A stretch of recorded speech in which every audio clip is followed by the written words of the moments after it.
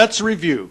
By using data from seismic and other sources that geologists and geoscientists have acquired, they process it by generating two-dimensional charts, graphs, and surveys, and by building three-dimensional models to replicate the subsurface, giving them a clearer picture of what is below.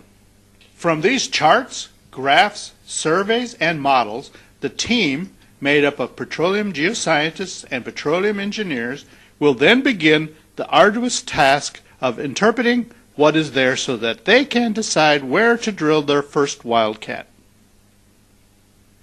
Now it is time to put all of our theories into practice. Knowing that 3 out of 4 wildcat wells are dry, the team must now put all of their knowledge, information, and their experience to the test. Here is an example of a new field. Let's look at how a team of geoscientists and petroleum engineers might drill this field based on the seismic information that they got in data acquisition and the information they processed in data processing. Lastly, they have identified the exact location to drill using their skills of interpretation. First, the team has decided to drill their first well here into what the data says is an anticline. They drill the first well and discover that the anticline is a salt dome. There is no oil in salt domes, but they know from past experience that oil can sometimes be trapped along the outer rim of a salt dome. Gambling that this salt dome might have such a trap, the geoscientists and petroleum engineers recommended that a second well be drilled further out along where they calculate the rim of the salt dome is, hoping to locate a trap. They find oil. Continuing to exploit their knowledge about salt domes, they recommended that a third well be drilled on the opposite side. Again, they find oil.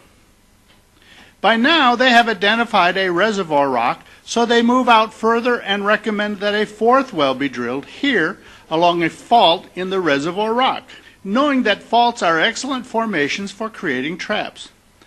This time, though, they do not find oil. They have drilled a dry hole. In reviewing the seismic data that now includes actual data from drilling the 4 wells, they recommended that a fifth well be drilled on the other side of the fault structure. Oil deposits are found. As you can see, this is an example of an ever-evolving drilling program that changes as the team gets more information. Each well the team drills gives them real data about the zones of rock and their formations as they drill downward. They continually update their data and refine their models to improve their chances of striking more oil. Let's review. In finding the next oil field, our startup target is potentially the entire world. We look first on the surface and then into the subsurface. At the surface, we look for sedimentary basins and use the knowledge we know about rock properties to narrow down our choices. We look for oil seeps, we study rock outcrops, and we use the process of elimination. In the subsurface, we rely on tools like the gravity meter and the magnetic meter. Our objective, of course, is to find a promising location to study further.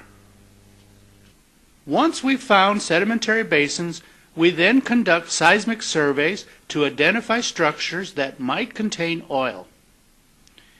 In phase 1 of doing a seismic survey, called data acquisition, we get the information.